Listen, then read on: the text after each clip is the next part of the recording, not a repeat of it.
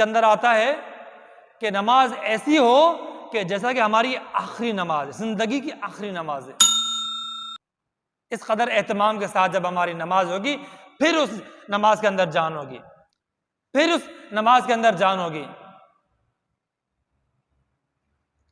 اگر ہم خشوع اور خضوع کے بغیر نماز ادا کرتے ہیں، تو پھر تو حدیث کے اندر آتا ہے کہ پرانے کپڑے کی طرح لپیٹ کر جو ہے نا فرشتے اس کے منہ پہ مارتے ہیں کہ جاؤ اپنی نماز لے لو۔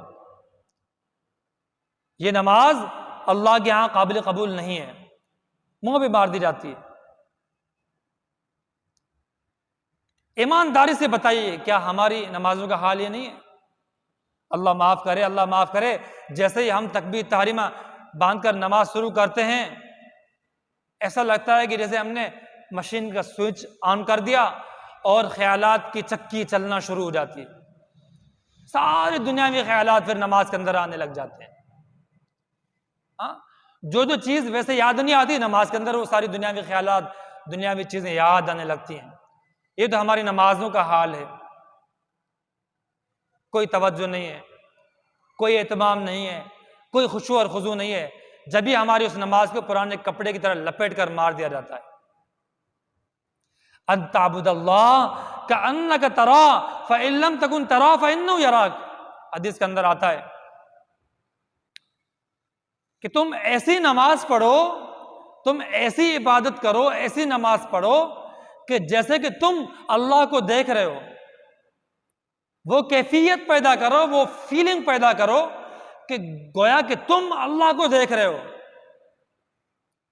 وہ نماز جاندار ہوگی۔ اگر ایسی کیفیت پیدا نہیں ہو سکتی تو پھر تم وہ کیفیت پیدا کرو کہ تم اللہ کے سامنے کھڑے ہو، اللہ تمہیں دیکھ رہا ہے۔ بھائی اس پر تو سب کا ایمان ہے نا کہ اللہ ہمیں ہر آن ہر وقت دیکھ رہا ہے۔ پھر یہ سوچو کہ اللہ کے احکم الحاکمین کے دربار میں کھڑا ہوں، وہ شہنشاہ اعظم ہر آن مجھے دیکھ رہا ہے، میرے ہر عمل کو دیکھ رہا ہے، میرے قیام کو دیکھ رہا ہے، میرے پورے خیالات اور سوچ کے اوپر اس کا کنٹرول ہے، میرے سجود کو وہ دیکھ رہا ہے، میرے رکوع کو دیکھ رہا ہے، میرے عطیات کو وہ دیکھ رہا ہے، میں کیسی نماز پڑھ رہا ہوں، کیا سوچ رہا ہوں، کہاں خیالات ہیں، ان سب کو وہ اللہ دیکھ رہا ہے۔ اللہ اکبر، نماز کوئی معمولی چیز تھوڑی ہے۔ آپ جانتے ہیں معراج کے موقع پر جب حضور نبی کریم صلی اللہ علیہ وسلم کو اللہ تبارک و تعالیٰ نے وہ مقام عطا فرمایا جو دنیا کے اندر کسی بھی ہستی کو وہ مقام حاصل نہیں، ملائے اعلیٰ کے اندر جبریل کی جہاں پہنچ نہیں ہے، وہاں آپ صلی اللہ علیہ وسلم جب تشریف لے جاتے ہیں تو آپ صلی اللہ علیہ وسلم کو جب گویا کہ زبان حال سے آپ صلی اللہ علیہ وسلم نے اللہ تعالیٰ سے یہ فرمایا کہ اے میرے رب،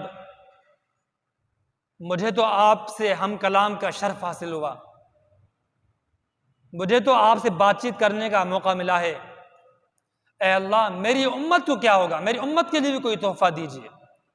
تو گویا کہ اللہ پاک نے یہ جواب دیا کہ اے میرے محبوب پاک پیغمبر، میں آپ کی امت کے لیے نماز کا تحفہ دے رہا ہوں۔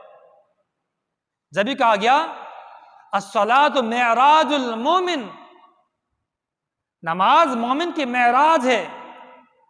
بھائی ہم میں تو کسی کی پہنچ نہیں ہے کہ ہم ملائے اعلیٰ تک پہنچ جائیں، معراج تک پہنچ جائیں، تو زمین پر ہی اللہ پاک نے نماز کی صورت میں ہمیں معراج عطا کر دی کہ مومن کی معراج یہ ہے کہ وہ نماز پڑھے۔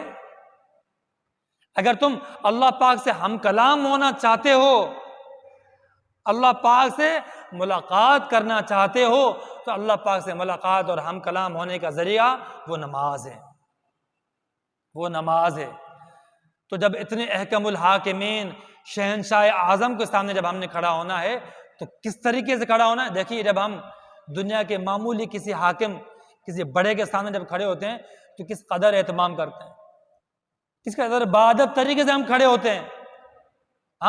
جب وہ شہنشاہ اعظم، بادشاہوں کا بادشاہ، احکم الحاکمین ہے، اس کے سامنے ہمیں کس توجہ کے ساتھ کھڑا ہونا ہے، اس کا ہم نے سب نے خیال رکھنا ہوگا۔